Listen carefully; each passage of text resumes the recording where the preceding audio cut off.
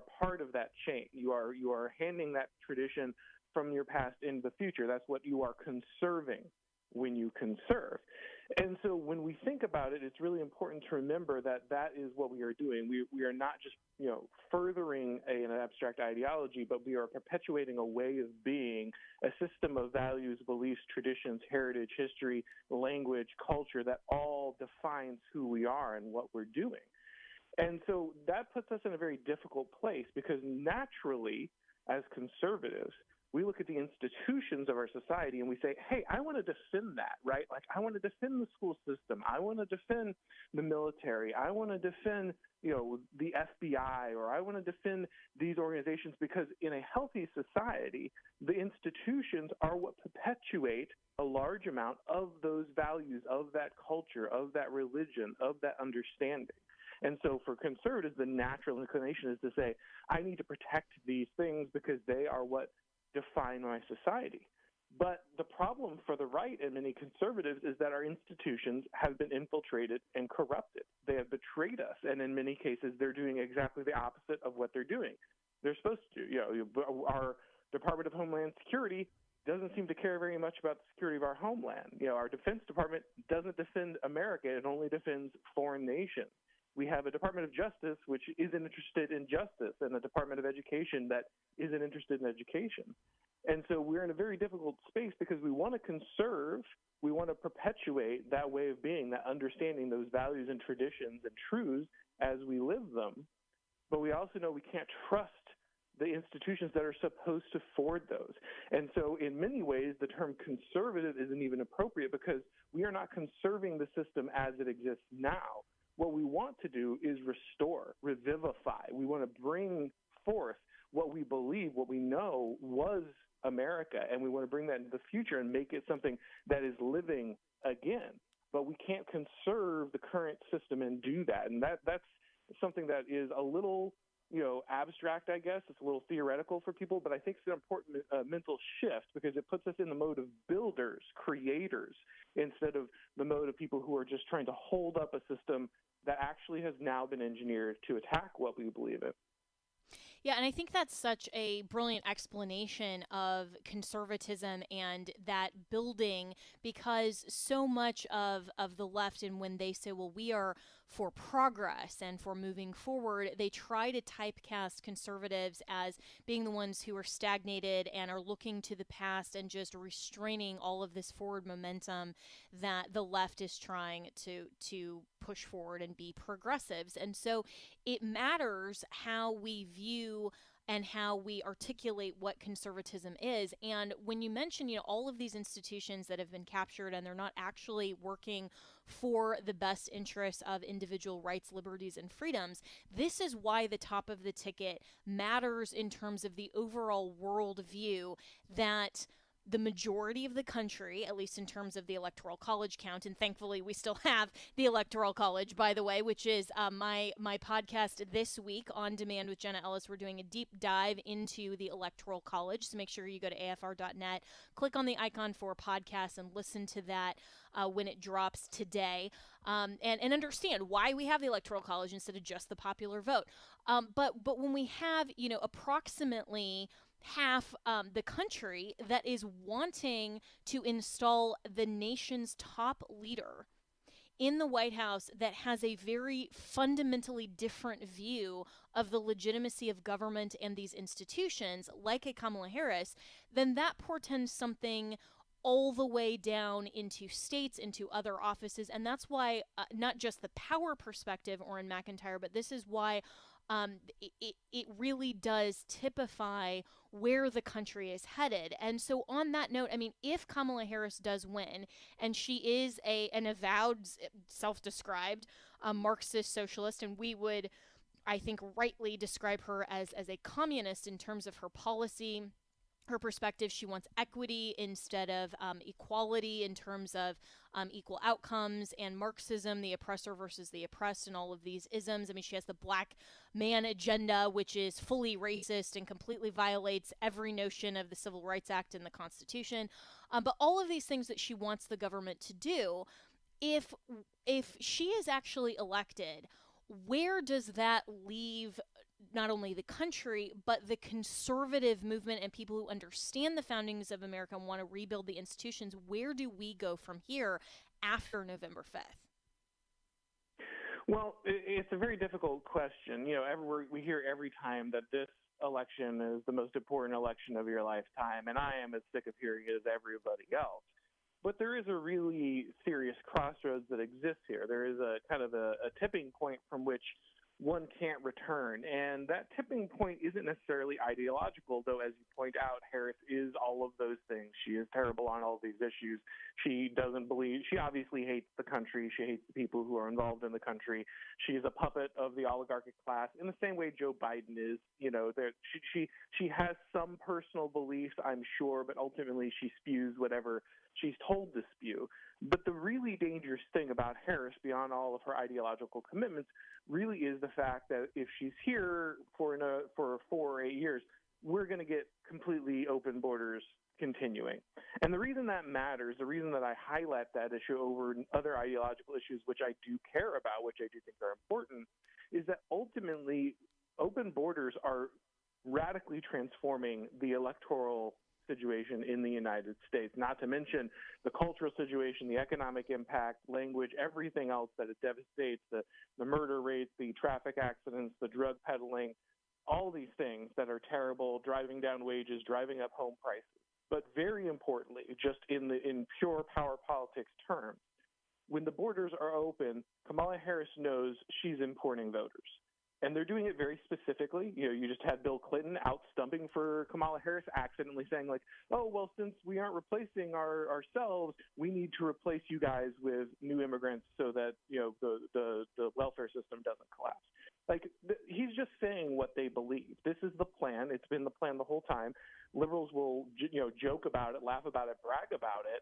And then if someone notices that, they scream, oh, conspiracy theory, the great replacement. No, that's actually just the Democratic policy. And so if Kamala Harris allows another 4 to 8 years of completely open borders and immigration, what we're going to see is a seismic shift in the electorate. And while not every new immigrant is going to be a Harris supporter, a majority are, and they know this statistically, because they're the ones handing things out and letting people in, and that's just how politics works, whether we like that or not. And so ultimately what they're making sure is that they can just dilute the vote of existing conservatives. And so what's the most important thing for the conservative movement? It's got to be the end of this open border style immigration, because if it doesn't stop, then nothing else can get done. You care about different Christian issues, abortion, all these other issues. Well, guess who is the most stalwart opponent of all those things? It is American Christians, specifically white evangelicals, who are most likely to vote on those issues in the direction that conservatives desire. So when you are taking the country's population and diluting their vote specifically for the express purpose of making sure that you can stay in power as a Democrat, then all the other conservative issues end up not being as important, because how are you going to vote on them? How are you ever going to build a winning coalition when your opponent can literally just import voters until your vote doesn't matter? Yeah, and this is exactly why the fundamental transformation of America is what I truly believe Kamala Harris and the Democrats' overall objective is. And whether Kamala Harris is just a puppet of the overall machine, or exactly what role she plays in that with her word salad and vibes and joy and whatnot, that's clearly where they're going with this. And some of our friends, like Steve Deace, who's also there at the Blaze, Auron MacIntyre, where you're a host and writer as well. He's been on this program frequently with me, saying, we may not have a country left if Kamala Harris gets in office, for exactly some of the reasons that you're describing. I mean, no country can survive, because countries are defined by their borders, national sovereignty. A nation requires borders. If we just allow all of these people in who will come in and completely transform America, and then just give the Democrats anything that they want, they're allowed to vote in our elections, all of those things. Do you think that Steve Deace is right that this may be the last election as we know it if Kamala Harris is in office? Yeah, I think that's absolutely correct. Again, there is a point of no return. Look, you'll continue to have elections. Saddam Hussein holds elections, right? There's nothing magical about holding elections. The question is, do those elections actually represent the interests of the people? Do they actually reflect who, the citizens of the country, what they believe, what they feel, what they value, who they want to represent them? If the thing that Democrats figured out is that the democratic mechanism, which is supposed to hold a certain percentage of our government accountable, can ultimately be hacked by changing the electorate itself. And currently, they're using the idea that popular sovereignty is a legitimating agent of our government to get around the actual opinion of the people by importing new people with new opinions who will vote the way that they want, along with ballot harvesting, mail-in ballots, all the other changes that they've made. We used to be able to elect a president in one day. I'm getting older, but I'm not that old. I remember when we had this technology. Now we're talking, the papers are already talking about the weeks it will take to know whether or not we have, a legitimate presidential candidate. And the Democrats are already talking about how they won't certify Trump if he becomes elected, which is exactly the thing that, of course, Trump was criminally charged for supposedly having, believed. And so ultimately, you're in the scenario where Democrats are making it very clear we don't really have the intention of peacefully transferring power. And if we retain power, we intend to make sure that, we don't ever end up in the situation again by, completely changing the way elections work. So, yeah, technically we'll have elections, but in a meaningful sense, this could be the last one. Yeah, and that's a great point that, even banana republics hold elections, and we put elections in air quotes. I mean, Putin was elected, but, it matters. Does this actually reflect the will of the people, and is it a free and fair election? And this is what conservatives are pushing for, and it's always the left that whether it's the Supreme Court, whether it's the legislature, whether it's elections, whatever the process is, they want to manipulate the rules just to get to their preferred outcome instead of playing by the rules and actually winning fairly. I mean, this is why Governor Tim Walz is suggesting that we should just tear down the Electoral College, because he doesn't want to play by those rules and actually give the entire nation a say. He wants to leave this to the urban populations of California and New York to just determine the outcome based on a popular vote, because that's in the best interest of Democrats, not actually democracy, which are two very, very different things. And so just in the last 2 minutes that we have in this segment, Auron, what are you, out of all of this, what are you personally the most concerned about in terms of the future of conservatism if Kamala Harris is elected? Well, either way, I think the critical thing is that you have to build regional power. And we've seen this we're both fans of Governor DeSantis in this area, both Floridians, and we've seen the power that this wields. I just had a hurricane, blow through this area. Luckily, we were better off than most. It took a wiggle north before it hit us, and so we didn't get the eye of the thing. But, we lost power for a day. There were already people on the ground, linemen lined up everywhere, emergency personnel prepared. This was all ready to go the very minute it was safe for emergency personnel to be back on the ground. And that's because Ron DeSantis is an excellent governor, and he has everything together, and he knows how to organize, and he knows the essential need to build power at a regional level. And I think that needs to be the attitude for conservatives going forward, because if Kamala Harris is in charge, she is going to push down highly unconstitutional stuff. That's just going to happen. They're already doing it now, and it's only going to get even worse. And as much as I love Ron DeSantis, and I think he is the model governor right now, even he has not been strong enough at pushing back against some of this. And so we need to see bold leadership from him and all the other Republican governors. You need to be pushing for Republican governors to get serious and challenge the federal government when they take rights away, because if they're not standing between you and a tyrannical federal government, this is the doctrine of the lesser magistrate. They are supposed to protect their people from a tyrannical ruler. Yeah, this is reviving federalism, perhaps, and understanding that the processes and procedures empowers embedded in our constitutional framework provide this type of pushback to federal government. So we're going to talk with Auron MacIntyre more and about what happens with conservatism if Trump gets elected when we come right back here on Jenna Ellis in the Morning. So right now may be the perfect time for you to rethink how you pay for health care.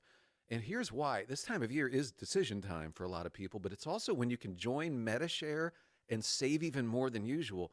For many families, joining MediShare means saving about $500 a month, which is a game changer for a lot of people, obviously. But what's more, MediShare members like it a lot. Their satisfaction rate is 98%. Imagine that. And MediShare is a proven thing, too, for over 30 years. It's a Christian community of hundreds of thousands of people now. And here's the thing. If you join before October 30th and you mention the promo code SHARE, they'll waive your application fee, so you save even more right off the bat. I'll give you the number here in a second, but just call and you'll get a price within 2 minutes. And again, the deadline is October 30th, so call now. You'll save even more. Here's the number, 833-44-BIBLE. That's 833-44-BIBLE, 833-44-BIBLE. As the world changes in an era of crisis, families throughout America are experiencing instability, fear, and great loss. While many are searching for answers in places of desperation, the position and mission of the church has never been more clear. It's time for us to leave the buildings and saturate the streets with redemptive hope and the love of Jesus. Saturate USA is a movement of churches and believers across America, uniting as one to reach every home with the love of the gospel. At SaturateUSA.org, you and your church can join the movement by adopting a zip code and receiving free neighborhood maps and evangelistic materials, including Jesus Film DVDs with free online streaming. Simply mobilize your volunteers, assemble your saturation packs with free materials and your own church's information, and then send out teams to distribute to homes. Let's partner together and see every zip code in America adopted for Christ. Join the movement at SaturateUSA.org. Hello, Americans. I'm Todd Stern. Stand by for news and commentary next. If you support Donald Trump, you may not be able to enroll at Gettysburg College. An admissions counselor at the Pennsylvania school unleashed a flurry of hate messages directed at the former president and his supporters. Now, Campus Reform published a volume of social media posts from Lupe Lazaro. She accused America First conservatives of being homophobic and pro-rape. She also unleashed some mighty profane words at conservatives. Not shocking, it's really not. Most conservative students face abuse we can't even begin to imagine on their campuses. And it's not just from fellow students, it's also from faculty and staff. A recent survey published by the Harvard Crimson shows less than 3% of Harvard's faculty call themselves conservatives. And the University of Tampa resident assistants there were told MAGA flags make people feel unsafe. Hey, if you need a good laugh or an inspirational message, be sure to listen to my new podcast. It's available right now at toddsterns.com. Speaking truth with love. This is Jenna Ellis in the Morning. Welcome back, and I'm joined by my very special guest, Auron MacIntyre, who is a host and writer at The Blaze, and we're talking about the future of conservatism as the overarching philosophy, not about Republican versus Democrat in terms of parties or, you know, what we love or hate as Christian conservatives about the GOP platform or the Democrat platform, which we can have all of those conversations. But the question, of course, heading into the 2024 election, which is just a little over 2 weeks away, is where does the future of our constitutional model and our supreme law of the land, our way of life, and our understanding and philosophy of American government go from here? And we talked in the last segment about the dangers of a Kamala Harris presidency and an administration to safeguarding some of those very practical things like having borders and the importance of federalism and making sure that that some of these really good governors, like Governor DeSantis, is willing to push back against an overreaching federal government. So, Auron, let's turn to the Trump side. I mean, arguably, for conservatives, obviously Trump is just better in terms of policy on things like the border, on things like bringing manufacturing and jobs, back to the United States, understanding that America is a nation and comes first. That's his whole mantra of America first. So in terms of policy, but there are a lot of conservatives, whether, Republican, independent or not, that are concerned with the MAGA brand of populism that has taken over the right side of the political spectrum in the United States, and are concerned with that clash, that if Trump is elected, then moving forward, conservatism may, while in obviously the short term, America, I think personally, will benefit from a Trump administration for, by contrast of all of these things that we talked about with Kamala Harris. But conservatism as an ideology will then have this clash with the type of populism that Donald Trump has advocated for and has really controlled within the GOP over the last 10 years. And this includes, Gen Zers that have been brought up in politics under the Trump leadership model, and so conflate a lot of Trump's populism with the conservatism of Buckley, Reagan, and some of these other, even Roger Scruton, who wasn't an American but wrote The Meaning of Conservatism. And so this ideological clash, where do you see potentially the pitfalls and where conservatism needs to go if Trump is elected? I might view Trump differently than you and some others. I share your concerns with some of the ideological directions that Trump ultimately brings to the table. But the way I have always understood Trump, and I think the way that most people should understand Trump, is really Trump is a wrecking ball to the system. He's not himself an ideology. He's not himself some kind of moral vision that you can, move in a certain direction with. Trump is there to shake up the system. And, after what has been more or less 8 years under kind of the Trumpian influence, it's very easy. That's an entire political generation in a way. It's very easy for us to forget like what the Republican Party was before Donald Trump. So Donald Trump has brought real immigration reform to the front. He has brought the idea that we should care about the working class, care about American jobs, care about American economic sustainability. These are all things the GOP did not care about previously. In fact, they actively pushed for basically open borders, for mass immigration, for the economic destruction of the United States. And let's not forget, of course, foreign wars, which were a massive part. The neocon grip on the Republican Party was highly influential.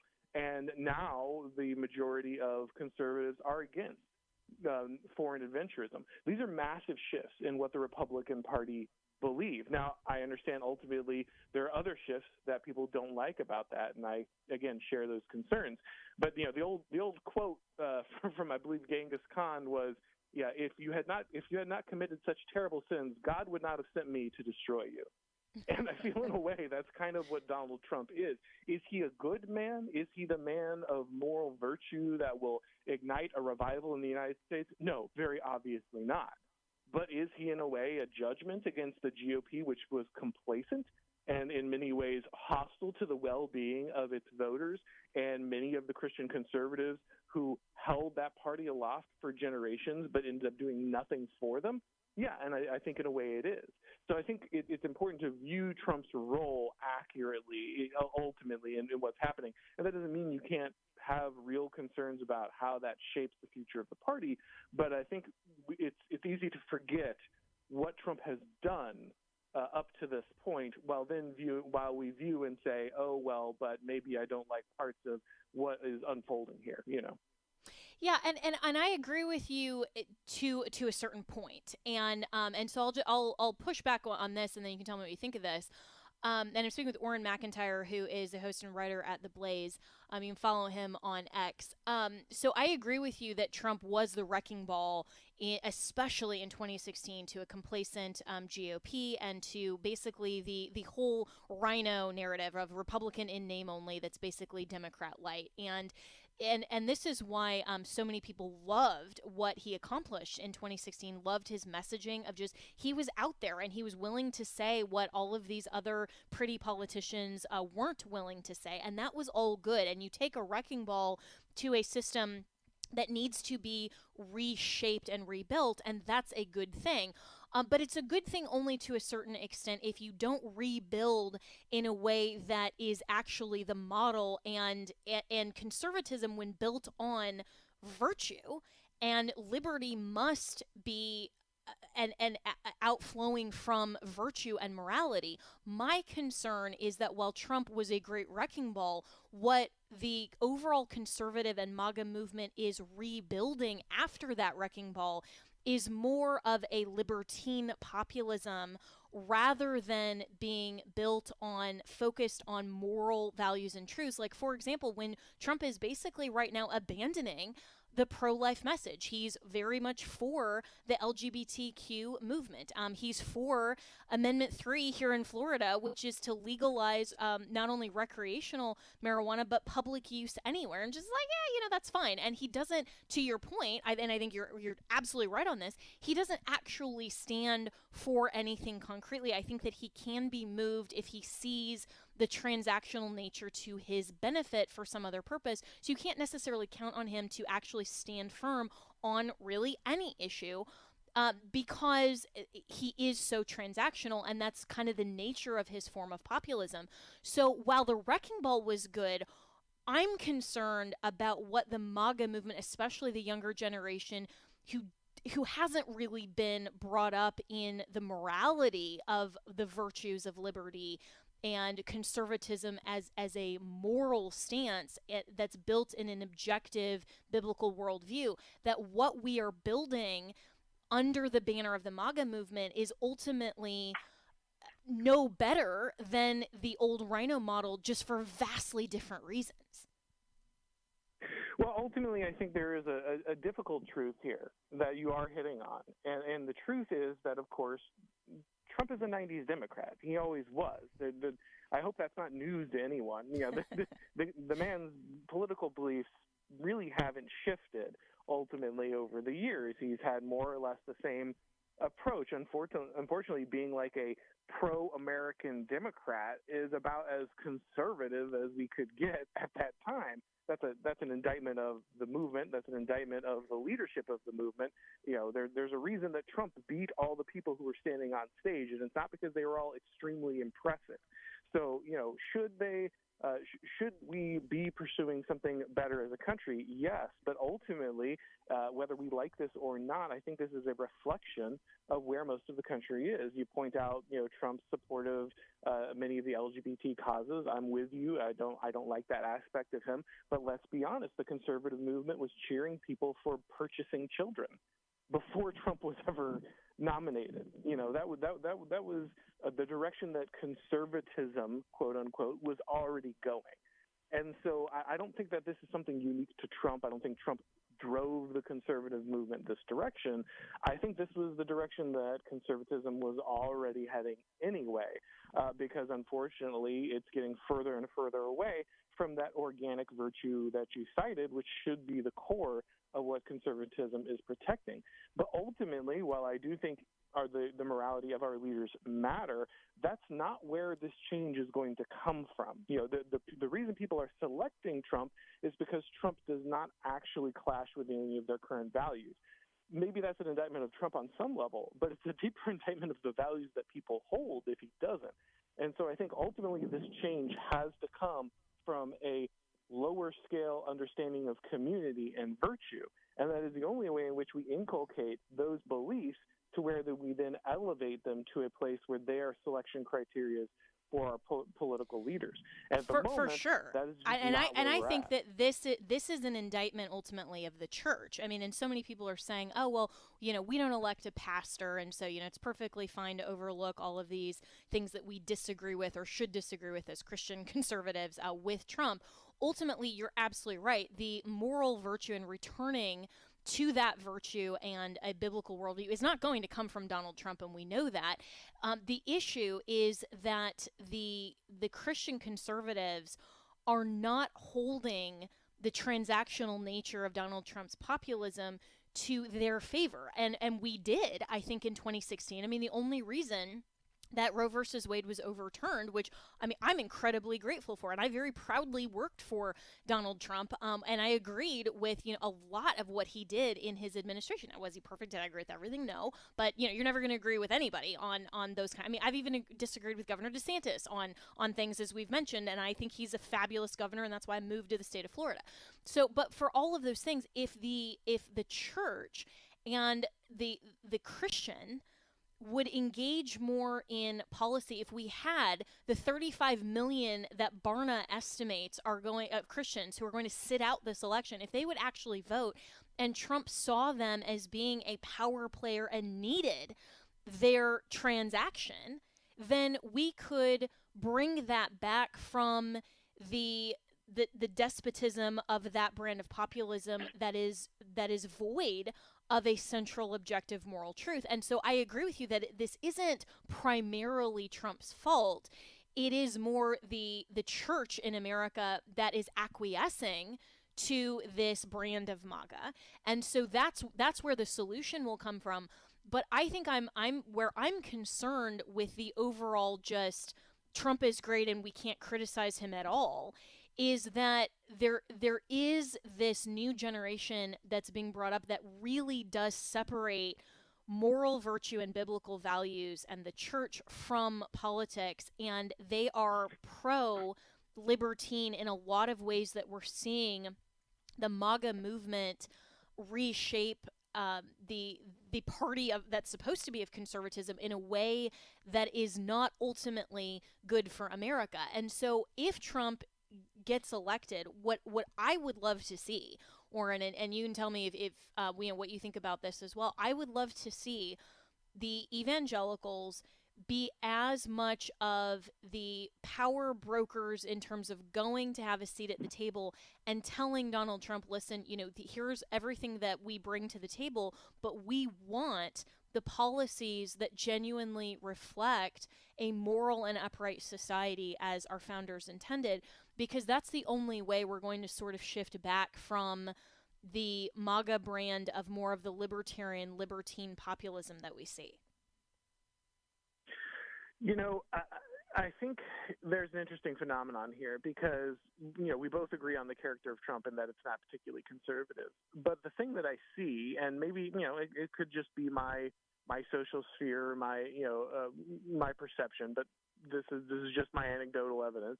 The thing that I see day in and day out is that many of the young people, especially the young people actually, who are Trump supporters, are increasingly more devout, more religious than even their parents or grandparents.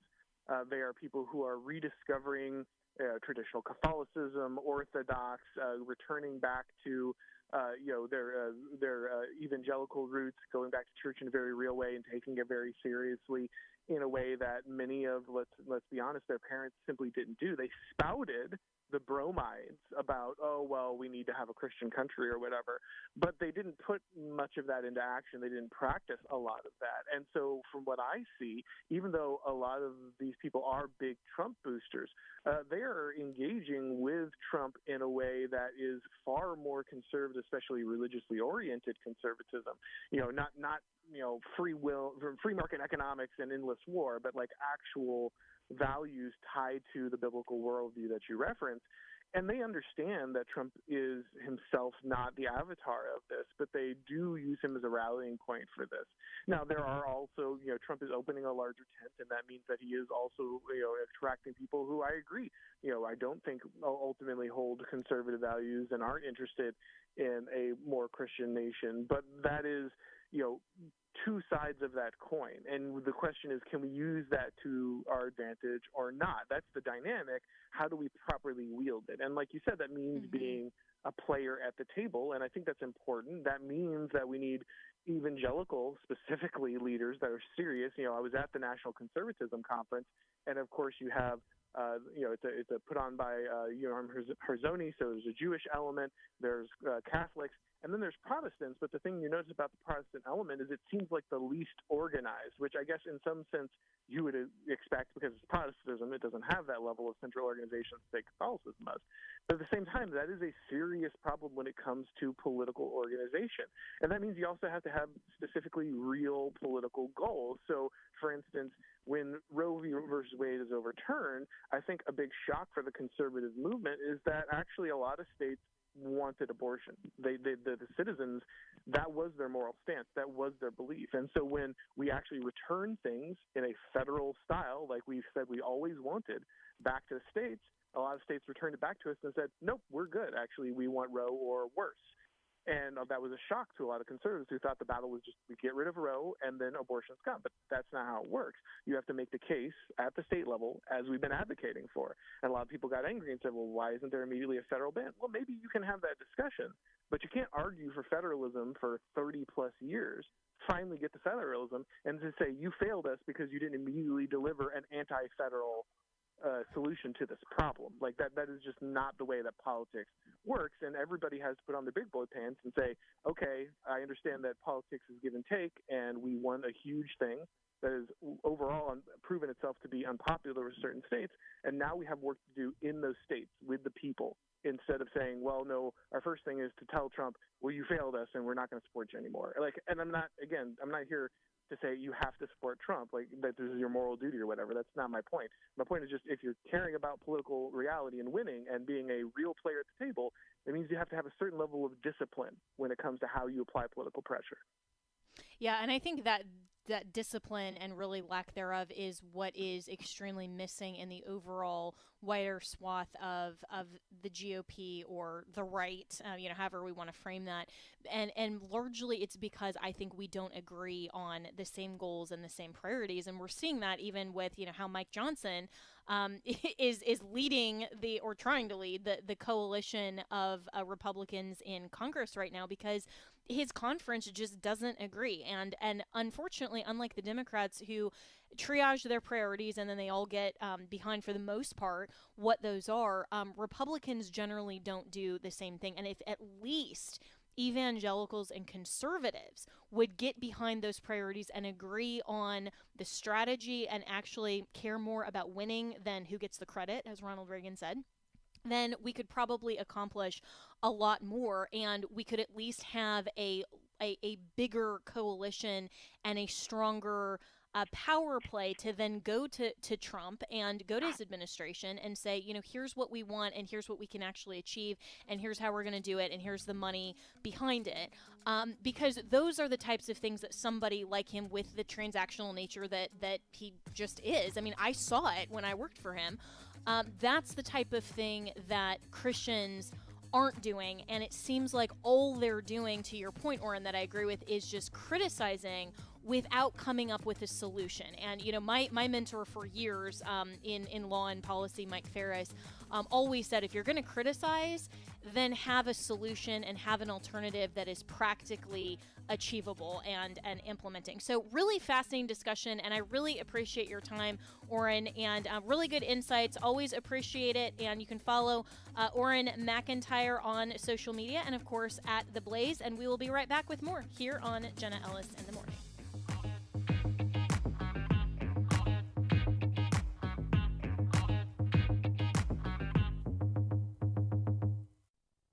America is at a crossroads. We're talking about November 5th. The consequences of this election are broader than even sometimes I grasp. You only have two options, to vote or not vote. AFA at Home takes a deep look. Pray for fair elections, that God's hand is over these elections. It all impacts you directly. Make your voice heard. Don't miss this special edition of AFA at Home on AFA Stream. Visit stream.afa.net to sign up today. Stream.afa.net. Coming up this weekend, William J. Federer will explain why there is no neutral ground in the culture war. I think God is pushing the world to a decision-making moment so that people will show what's really in their heart. And if they can be silent and give their tacit approval to mutilating children and selling them, I wonder if the Spirit of God is really on the inside of them. The Stand Radio, Saturdays at 4 and Sundays at 8 p.m. Central on AFR. If you keep my commandments, you will abide in my love, just as I have kept my Father's commandments and abide in his love. My name is Abraham Hamilton III, and this is the Hamilton Minute.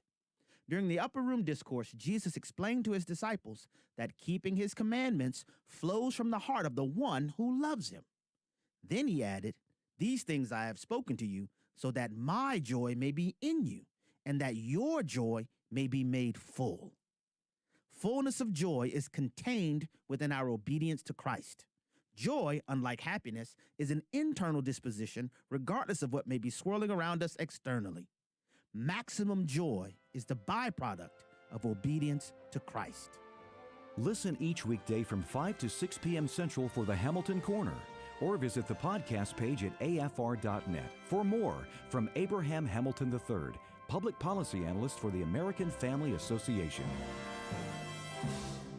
This is Abraham Hamilton III with AFR, and we're sending Bibles. Here's Michael with Bible League International. Abraham, here's another unmet Bible need that we're praying the AFR listening family can take care of today. It comes from Venezuela, just outside of the capital of Caracas, where women are forced into human trafficking by the drug cartel. A small local evangelical church said, "We're fed up. They have rescued more than 100 women, and they've paid dearly." One of the members was killed in the course of trying to rescue women from prostitution. The drug cartel dragged his corpse behind their truck to send a message, don't mess with the drug cartel. But this church stays focused on rescuing women, and Bible League has been there to introduce them to the hope of the gospel. They need Bibles in Spanish where they simply cannot access them. Help us bless 4,000 Bible-less believers by the end of October. You've taken care of half of it. Would you help us get it done this month? $5 sends a Bible. $100 sends 20. $500 sends 100. You can give by calling 800-YES-WORD. 800-YES-WORD. Or visit sendbiblesnow.org. That's sendbiblesnow.org.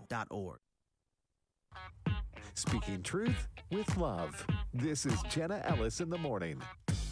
Well, welcome back. And what a great conversation with Auron MacIntyre. And this is why we need to go more deeply and substantively into an understanding of our system of government, not just here in America. I mean, obviously that matters because we are under the U.S. Constitution, which is unlike any other system of government in any political nation in world history and across the planet right now, but also to understand from an even deeper perspective the legitimacy of government that is predicated on the Judeo-Christian worldview. And this is what we talk about a lot on this program, what I talk about in my book, The Legal Basis for a Moral Constitution. And this is why when so many people write in, or, and I love getting the comments on social media, like, oh, you're on one hand, you're like praising Trump, and then on the other hand, you're criticizing him, and I can't really tell kind of, where you're at.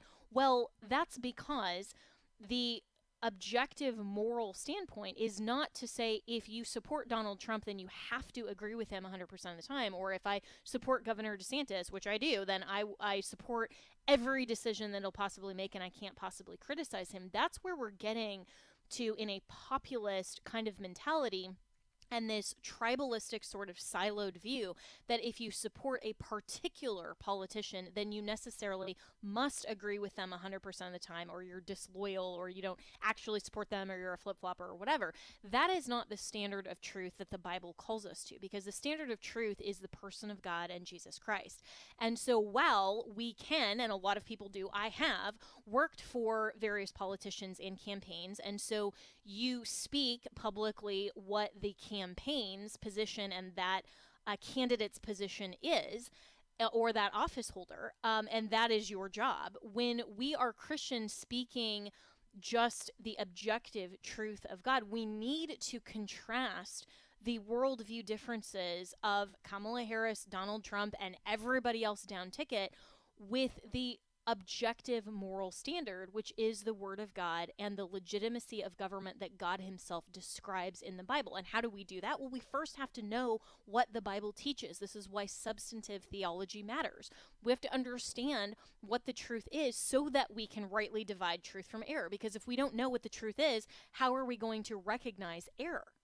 We have to understand that first, and then we have to be consistent. And it doesn't mean that if we disagree, I mean, even on a lot of things with a certain politician. I am not of the belief that you have to agree 100% of the time, or even 90% of the time, or whatever percentage, in a closed universe situation like elections. And there are a lot of people who are questioning, can they vote in the presidential election? Because there are a lot of things like the abortion issue that we're talking about that Donald Trump, unfortunately, does not. It's not just that he doesn't agree with me, or that my position is something that I'd like for him to change to reflect my view.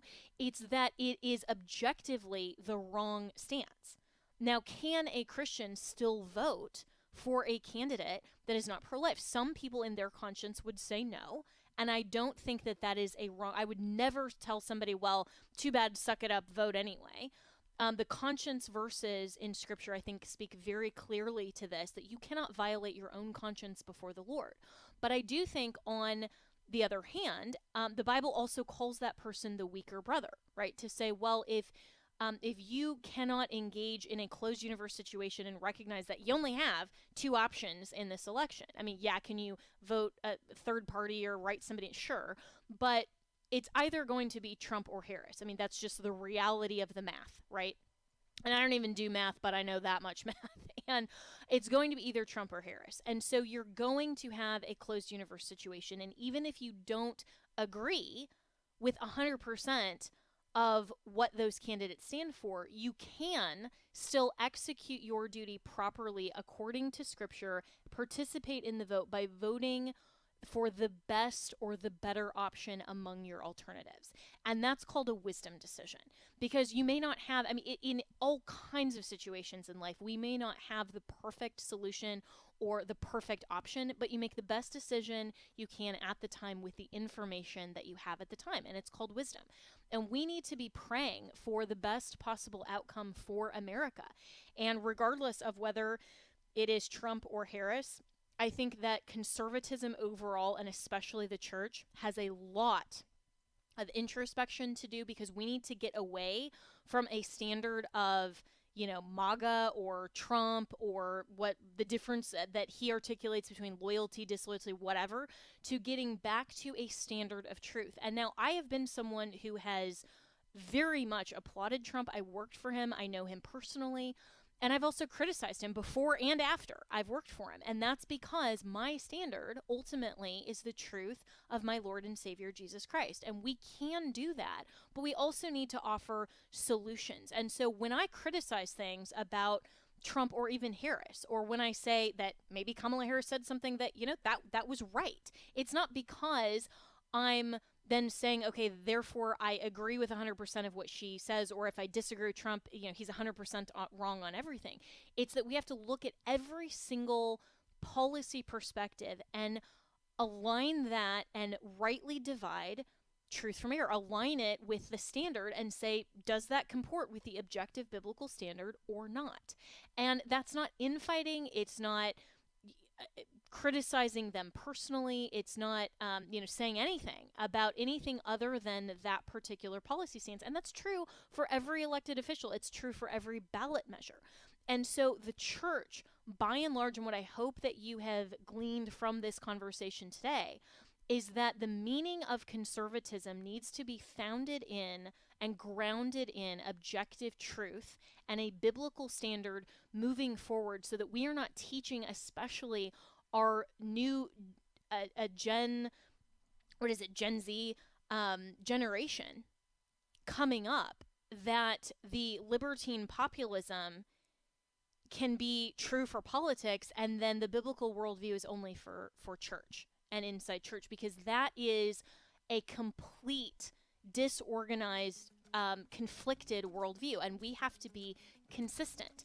And so regardless of whether Trump or Harris is elected, I am confident that if every Christian prays for the future of our country, God will hear our prayers. He establishes and ordains leaders, and whether or not that is Trump or Harris, we can, as a church, individually and in community, collectively as the ecclesia, move forward, fulfill the Great Commission, which is teaching the truth of God and the gospel of Christ, and we can have a better form of conservatism based on those biblical principles that we really, really need to reestablish and reground ourselves in, regardless of who is in the White House come January 20th of 2025. Pray for our country, get out and vote your values, which should be truth, and you can always reach me and my team, Jenna, at afr.net. And don't forget to listen to On Demand with Jenna Ellis at afr.net.